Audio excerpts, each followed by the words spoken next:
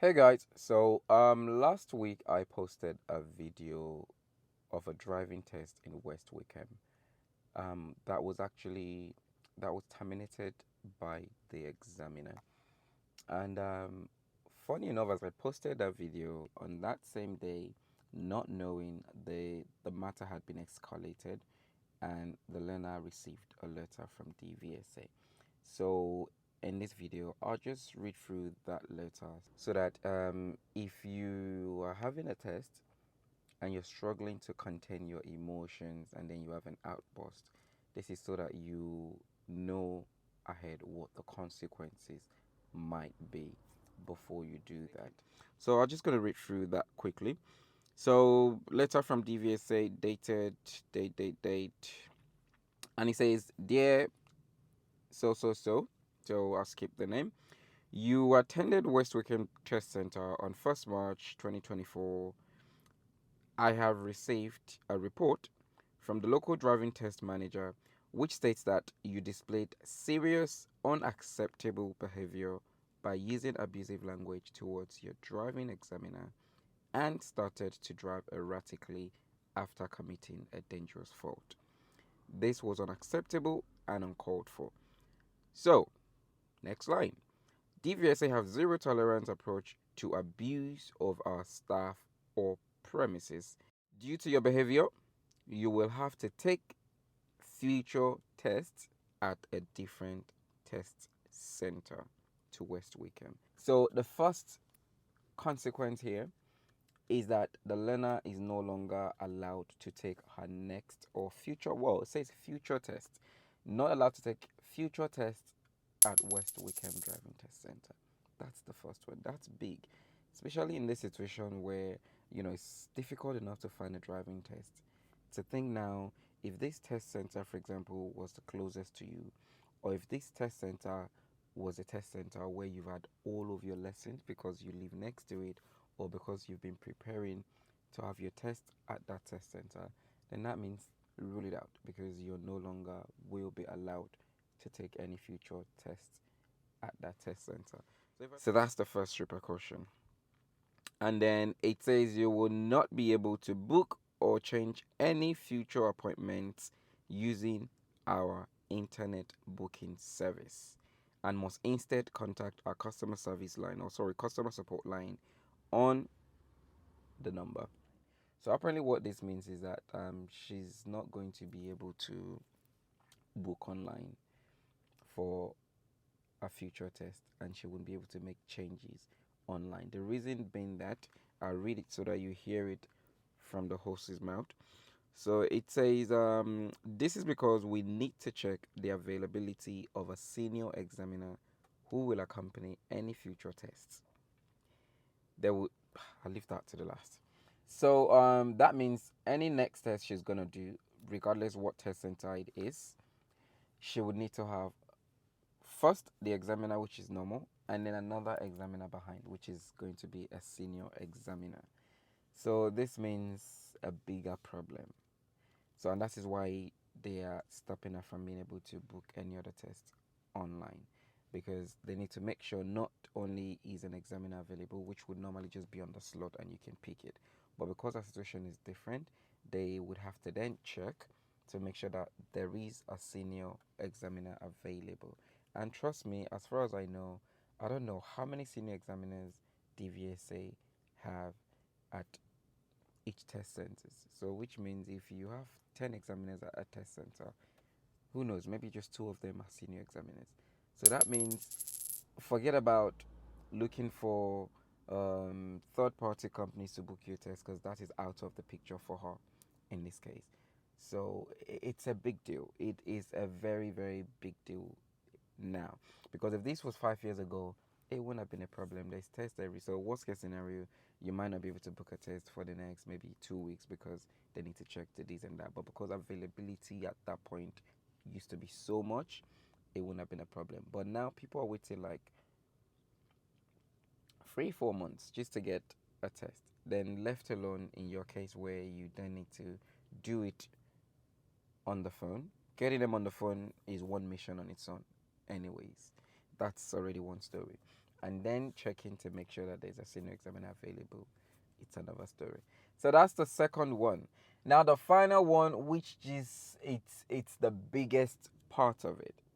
The biggest part of it says, okay, so it says there will be a 3 month cooling off period from the date of this letter. So yeah, there will be cooling off period. So please, if you understand what is maybe an instructor and reading this, and you've watching this, or maybe you've been through before, or maybe a student and you've actually been through this before, please explain to me, or inform me if my understanding is wrong. When they said there'll be a cooling off period of 3 months, I'm assuming in this case that means she cannot actually rebook a test until after 3 months. So you have cooling off period, from what I know from previous experiences with different things. When they mean cooling off period, that means you have to, it's just like you have that 3 days cooling off period before for your driving test, and then you can only rebook after 3 days. And then now we have the 10 days to allow you time to, practice in that. But now you've got 3 months. That means 3 months to work on your behavior, 3 months to work on your emotion, 3 months to work on your anger, or whatever the case is. But DVSA says 3 months cooling off period from the date of that letter. So that's literally last week, which is March. So March, April, May, June. That's June. So you can't take any more tests until June.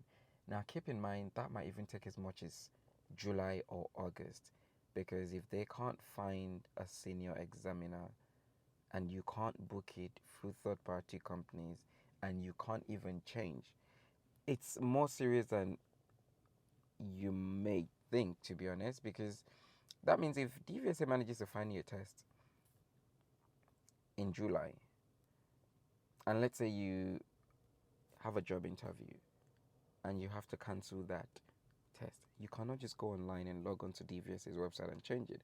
You have to call them up.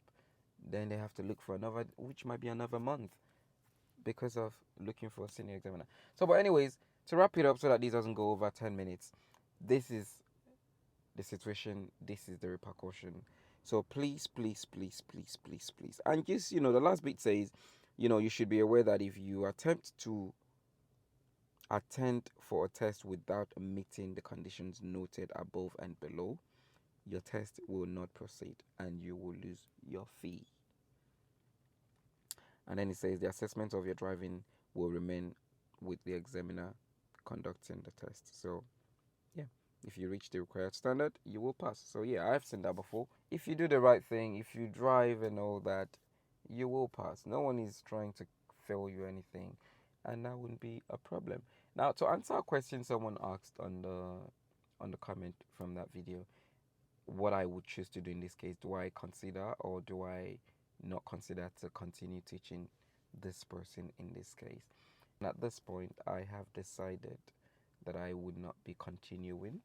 And the reason I've come to this decision is only because the learner also has not actually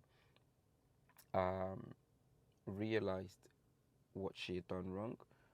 And what I mean here is that upon receiving the letter, I had the message from the learner, obviously informing me of the situation.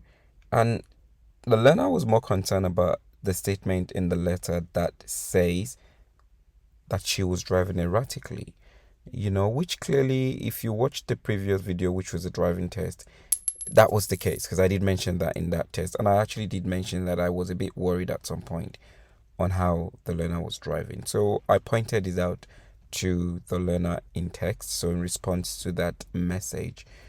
But unfortunately, since that message, I assumed that this was not what the learner expected to hear from me. And because of that, few days have gone past now. The message has been read clearly, because I can see that, but there was no response, there was no reply from the learner. And I guess that is a sign of disappointment that, I felt otherwise, or I felt against what she was trying to put through. So if in this case the learner is worried more about the issue of driving erratically, that means to me that there is no remorse on the swear words, on the disrespect, on the abuse, in terms of how, everything went through. And we're just here more worried about trying to prove that I didn't drive erratically, which, funny enough was the case anyways. So that is it, ladies and gentlemen. I hope you find that useful. So that was just an update anyways, but please learn from that. And that's really it. So I'll see you in the next video. Stay blessed, have a lovely week, and best of luck with your driving test. Peace. I'm out.